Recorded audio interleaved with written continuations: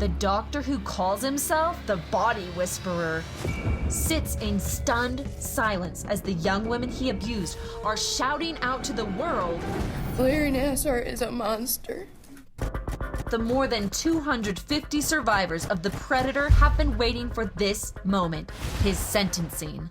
No matter what Larry was supposed to be treating on me over the years, usually my ankles or my knees, his fingers always seem to find their way inside of me, never once wearing gloves. And Nassar is forced to sit through and listen to the words of every survivor who speaks. You have pissed off the wrong army of women. Thank you. Nassar seems to be hiding his face from his accusers. Why? Not because he's moved, but because he says he's uncomfortable. Incredibly, the Predator writes a bizarre 6-page letter in which he complains about having to listen to the stories of his victims. Judge Rosemary Aquilina reads it to the courtroom. I'm very concerned about my ability to be able to face witnesses this next 4 days mentally. Her look of disgust says it all. Would you like to withdraw your plea? No, Your Honor. Because you are guilty, aren't you? Are you guilty, sir? I said my plea, exactly. He later tries to apologize. I'm so horribly sorry that this was like a match that turned into a forest fire out of control.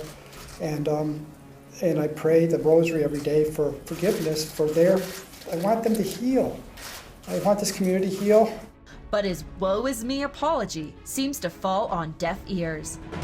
And now it's time for the moment every one of his victims wants to hear. I wouldn't send my dogs to you, sir. The judge shows why her nickname is Barracuda Aquilina. As much as it was my honor and privilege to hear the sister survivors, it is my honor and privilege to sentence you. Because, sir, you do not deserve to walk outside of a prison ever again. You have done nothing to control those urges, and anywhere you walk, destruction will occur. Aquilina gives him the maximum. Sir, I'm giving you 175 years, which is 2,100 months. I've just signed your death warrant. Up to 175 years in a cold, damp cell. But it's not over yet. Far from it. Nassar faces sentencing in another court in another county. I really feel that my entire family has gone through hell and back these last few months because of what Larry Nassar did to both of my sisters and I years ago. And this father of 3 daughters Nassar molested is waiting. I would ask you to, as part of this sentencing, to grant me 5 minutes in a locked room with this demon. Would you do that? That is not yes how or our... no? No, sir, I can't. Would you give me that. 1 minute? You know that I can't do that. That's not how our legal system works. Randy Margraves lunges at Nassar. Bailiffs tackle him. The judge refuses to fine or jail him because she says she understands his anguish. In the wake of the Nassar scandal, MSU's president, Luana Simon, resigned, issuing this statement. To the survivors, I can never say enough that I am so sorry that a trusted, renowned physician was really such an evil, evil person who inflicted such harm under the guise of medical treatment. Simon says she will cooperate with the investigation by Michigan's Attorney General, who vows to find out who knew what and when. This guy is a monster, and what he did under this guise, this hoax of providing medical treatment to young women, shocks the conscience. And coach Kathy Klages was suspended and later retired from MSU, saying the allegations against Nassar deeply disturbed her, and says she's extremely distressed by the claims she tried to stonewall those reports of sexual misconduct. Crime Watch Daily made repeated calls to Klages for a comment, but never heard back. That's no shock to Nassar's presumed first victim, Larissa Boyce. Has your former coach ever apologized to you? No. But you like her to? Yeah, I would love for her to do the right thing. Nassar's total sentence adds up to centuries. 60 years in the federal pen for possession of child pornography. 40 to 175 years for 7 counts of sexual assault in Ingham County. And 40 to 125 years for 3 counts of sexual assault in Eaton County. Nassar is 54 years old. When he leaves prison, it'll be in a pine box. Some days I don't want to get out of bed. Some days I just don't want to have to face having to think about it. I would say you're entitled to those days in bed. Do you think that you will ever be able to forgive him?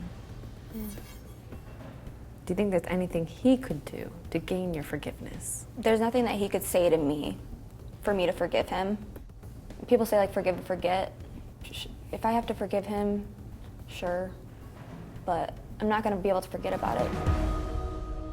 And in an ironic coincidence, the Federal Bureau of Prisons lists Nassar as an inmate in the same prison where the man who kidnapped our Elizabeth Smart is spending his life behind bars, a high-security facility in Arizona.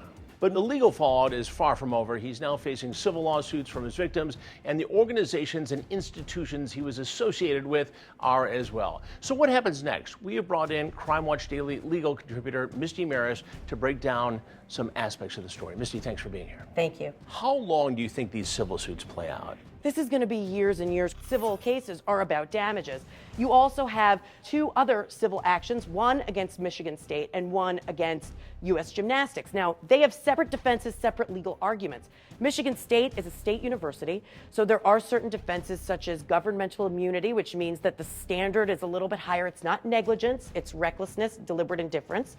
They've also raised the defense that not all of the people that are the plaintiffs in the civil suit were students or employees of the university. What they're doing right now, Michigan State filed a motion to dismiss. They're going to try and narrow the pool, see if some of those claims will be dismissed. But, Chris, no way this case is dismissed in its entirety. I know for a fact that the lawyers involved with the insurance settlements here have estimated this to be a $1.5 billion with a B dollar case. Especially with what we know now, that there was certain information that was going to higher ups. The question is, how high did this go at Michigan State? Who knew and when? Misty, as always, thanks for weighing in on this case, and we'll be sure to follow it as it moves forward. For updates, you can go to our website, crimewatchdaily.com. I'm Chris Hansen. If you like this story, make sure you tune in every day to Crime Watch Daily. You can find where the show airs in your city at crimewatchdaily.com. Watch it live or record it on your DVR and watch it at night. And to all those criminals out there, remember, we are watching.